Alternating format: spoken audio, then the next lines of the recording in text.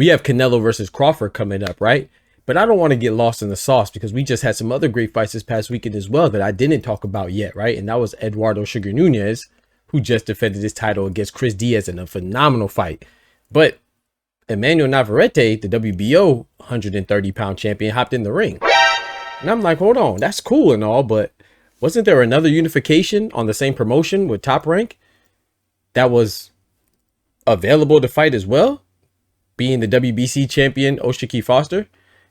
You know, that would have been a nice unification. And of course, we love, right, Mexican versus American and black versus brown. Hence, Canelo versus Bud. Yeah. But I guess it's only when convenient, though. Hello guys, this is Rolly Romero. Yo, my name is Nonito Donera. What's up guys, it's Anders Eyes. We're here with Bob Santos Boxing. And I rock with Dr. Boxing Talk. I want to give a quick shout out to Dr. Boxing Talk. And I want to give a big shout out to Dr. Boxing Talk. Thank you for all the love, thank you for all the support. You're rocking with Dr. Boxing Talk. Get your daily news from my man right here, the best in the business. Let's get it, baby. All day, baby. Amen. Bam! If I tell you I'm good, probably you'll say I'm boasting. If I tell you I'm no good, you know one line. Yo, what's good, Boxing Talk family? Welcome back to your favorite boxing news channel, Dr. Boxing Talk. And we are back for another YouTube video. Banger, man. Yes, sir. Yes, man. I don't know what time it is. Doctor's in the house, man. So check this out. But before we get to it, let's go ahead and smack that like button. Let's do it together.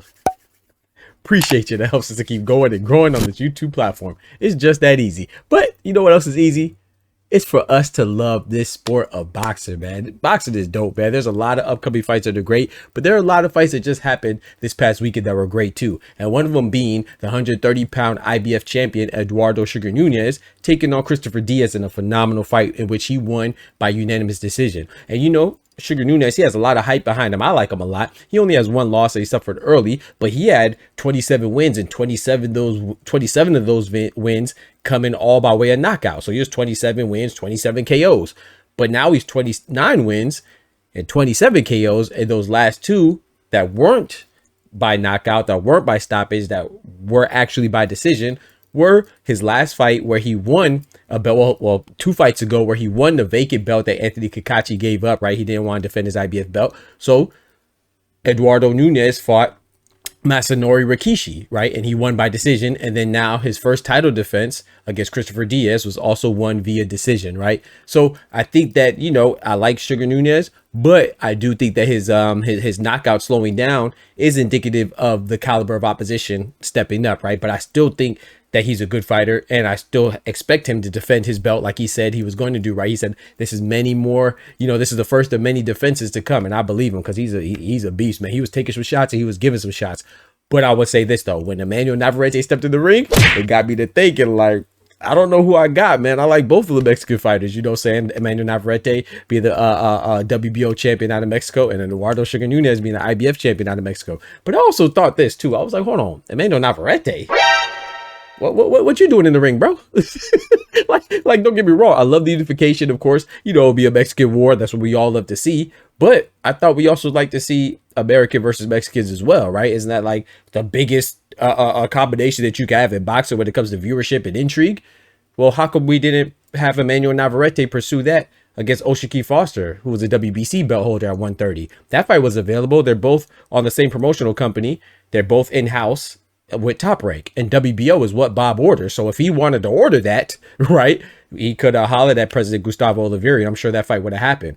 But I see a lot of people saying that that fight is not as intriguing. Since when? Those are contrasting styles. Why is that not as intriguing? That's intriguing to me, you know. But I think when people say stuff like that, I think that they really want to say, what they really mean is that they don't think that the person that they'll be rooting for would win, so it's not intriguing to them. But that's a great fight. It's a contrasting styles, nice stylistic matchup with O'Shaquie Foster and Emanuel Navarrete. Now I will say this though, the saving grace is that O'Shaquie Foster is fighting the other WBC belt holder at a lower division, 126, and Stephen Coolboy Fulton. So that's a great fight, you know. And Emanuel Navarrete, he was just involved in another good fight against a Filipino contender, Charly Suarez, right? That was a good fight as well. But then that even got me to thinking, like, hold on, he just had a no contest with Charly Suarez. Shouldn't we have that fight for Emanuel Navarrete next? So I think Emanuel Navarrete, I like Emanuel Navarrete. Y'all know me, man. He's one of my favorite fighters. Why the fuck you lying? Why you always lying? I know I say that a lot, but I just love boxing, man. I really do like Emanuel Navarrete, and I would love to see him in the unification with the WBC champion, O'Shaquie Foster, or the IBF champion Sugar Nunez, or the WBA champion Lamont Roach. I love these combinations, man. I think Emanuel Navarrete has a good chance in all of them, right? But the reason why I say he's moving a little funny is because not only did he have the no contest that he should have lost, not his fault. You know, fighters fight, judges judge, officials officiate, so it's not his fault. But that was a little shaky, right? Charly Suarez should at least get the rematch because that cut was caused by a punch.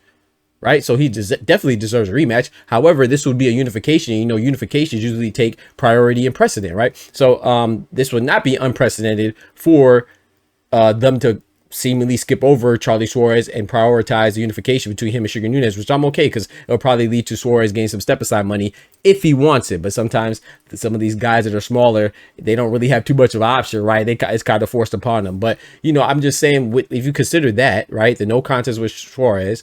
And if you consider, remember going back before he moved up and tried to take on a belt at 135 and he lost, you know, his failed attempt to get a 135 WBO belt from Denise Berinchyk. Remember, he lost that. But before that, he fought Hobson Conceição, and it was a draw.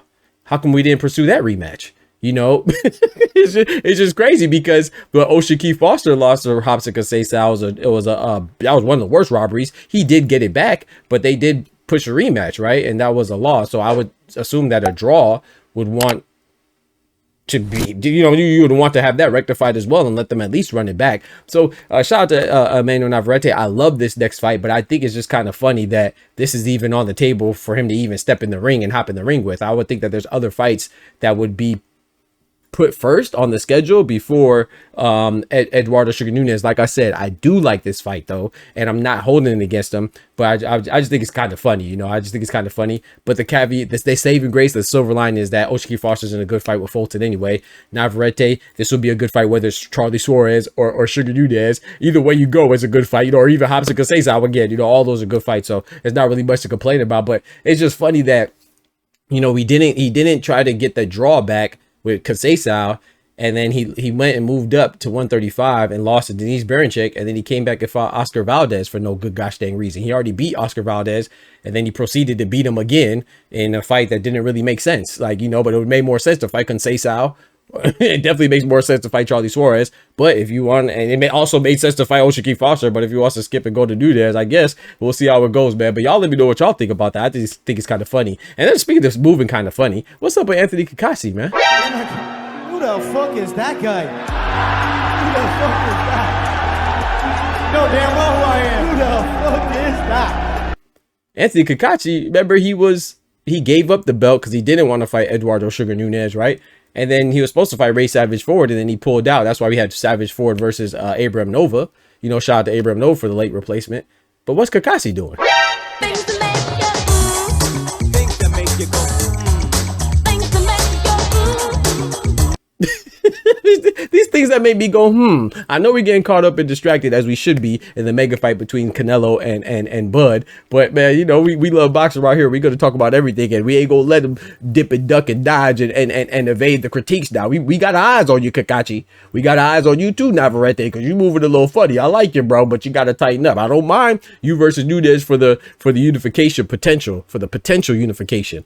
But, you know, I would like to see Charly Suarez get his fair shot, you know, because he wasn't given a fair shot in the actual first time that y'all fought. And I wouldn't mind seeing Conceição and you running it back with that draw, you know what I'm saying? And I would not have minded you to fight a guy who was your stablemate, who's also a champion and top rank at O'Shaquie Foster. But, you know, Navarrete and Sugar Nunez is a good fight as well. You know what I'm saying? Let's see what it is. Which fight would y'all like to see? I think for Navarrete, what I would like to see next, I like to see Charly Suarez, because I think he deserves it, you know. But once again, I wouldn't be mad at Navarrete and Nunez either. Y'all let me know what y'all think about that. Don't forget to smack that like button. But most importantly, remember, with God, we could do anything. Without God, we're nothing. The doctor's out.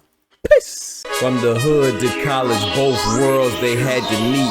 6 degrees between us, so cold we're about to freeze. But we're Florida boys, hot takes, we bring the heat. We're moving the culture, the engineers to the streets.